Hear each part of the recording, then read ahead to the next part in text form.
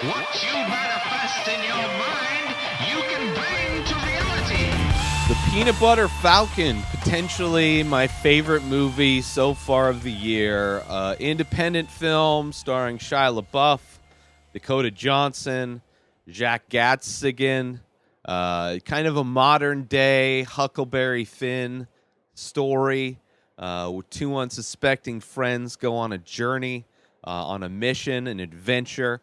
So it's one of the characters, Zach, is a kid with Down syndrome, and he lives in a government-run facility for elderly, as well as a Down syndrome people as well.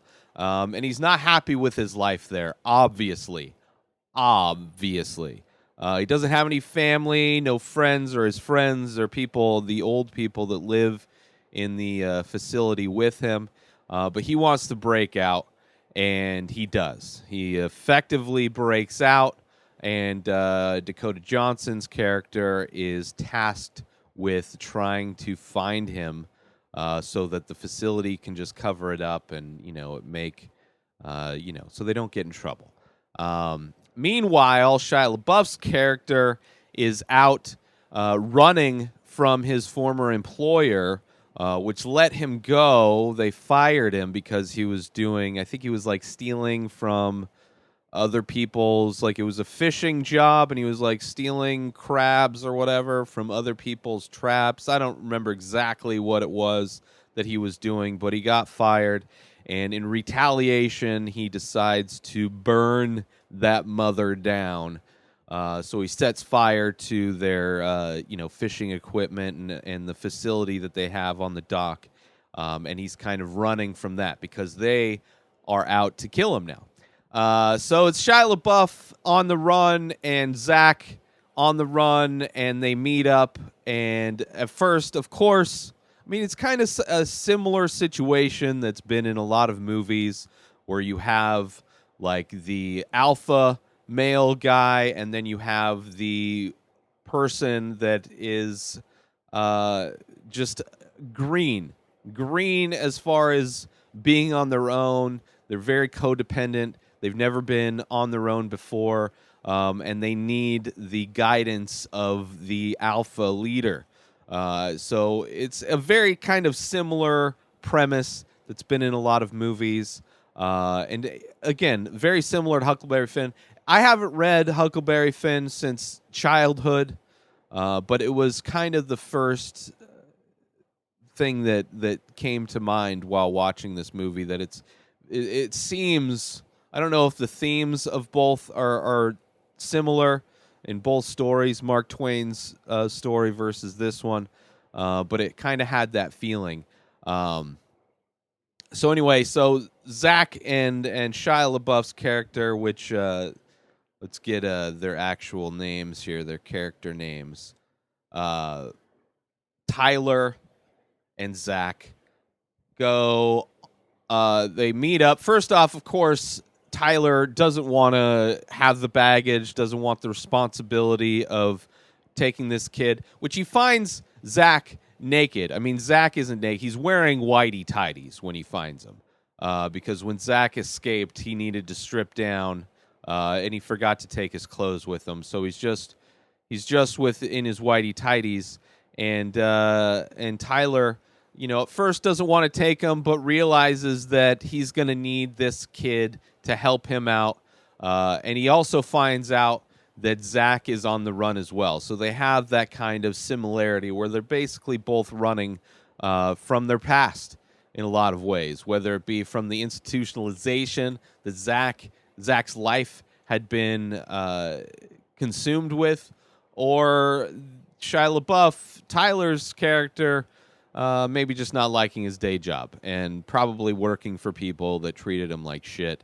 So they're on a mission to get the fuck out, GTFO, and Zach is on a mission to go down to a wrestling school where his favorite wrestler, the saltwater redneck, has a wrestling school and he wants to go learn from his favorite wrestler. Now, again, there's been a lot of wrestling movies out in the world. Fighting with My Family being one of the ones coming to mind immediately. Just kind of a fun family movie that I did enjoy it. I myself am not a fan of quote unquote professional wrestling at all. I've had many people angry at me for my opinion of professional wrestling. I consider it to be an art form of, it's like a performance art form of, improv stunt people. My problem is when people compare WWE or whatever organization to like MMA fighters. I know Brock Lesnar made the transition and was a successful MMA fighter for a moment. But then you see somebody like CM Punk, who was champion. I believe he was a well-known professional wrestler, but literally had no training, whether it be wrestling training or any kind of athletic training, when he went over to MMA and pretty much started from scratch learning actual fighting techniques, because pretty much 99% of wrestling is just not real maneuvers. It's all performance. It's all performance art. And I just don't, like, for me, like, I didn't grow up with wrestling, so it doesn't tap into that nostalgic piece. It's also like, if I want to see fighting, like well choreographed fighting that's not real, then I'll watch like John Wick. I'll watch movies. Movies do a really good job of like showing action scenes. Or I'll watch just MMA if I want to see real shit. Like the kind of the chasm that professional wrestling lives in is like, doesn't make any sense to me, because it's like worse than acting and it's worse than the real shit. And I can watch acting and I can watch the real shit, so I have no need for watching wrestling. But that being said, I still can appreciate somebody's love for the art form. I just don't think they should be getting angry with me for not being obsessed with something that they're obsessed with. Like this whole thing culturally where like if you're not into, like, you're not part of, there's something wrong with you if you don't enjoy certain things. Like I'm not a huge, like, all the DC movies are dog shit films. But like you have to be a certain kind of nerd to be able to appreciate it. Like you have to have these prerequisite living conditions for you to understand and appreciate it. But no, this movie, it's whatever. It's part of it. I enjoy it. I enjoy that Zach is a fan of this wrestler and that he wants to go and learn how to wrestle. So him and Tyler are on this mission to go find it. They get to the place, and just like anything, reality, sometimes your goals don't materialize in the same way that you had dreamed of them. Similar to Never Meet Your Heroes, kind of a similar thing. Although this one, when he does meet the guy who plays his famous wrestler, there's like a very heartwarming moment. He even gets to... He ends up getting to wrestle, and he ends up getting to do a show. So it's very much, I enjoy this movie. It's just got so much heart in a time where everything is a remake and a reboot. Like this one, even though the story is very similar to many other stories, it had a lot of heart, had amazing acting. Shia LaBeouf, I've been a fan of his acting since A Guide to Recognizing Your Saints. Kind of one of those independent movies that came out forever ago that he was in, is early Channing Tatum, Robert Downey Jr. It's an amazing movie. Very good movie. Great acting. But ever since then, I've been a huge fan of Shia LaBeouf.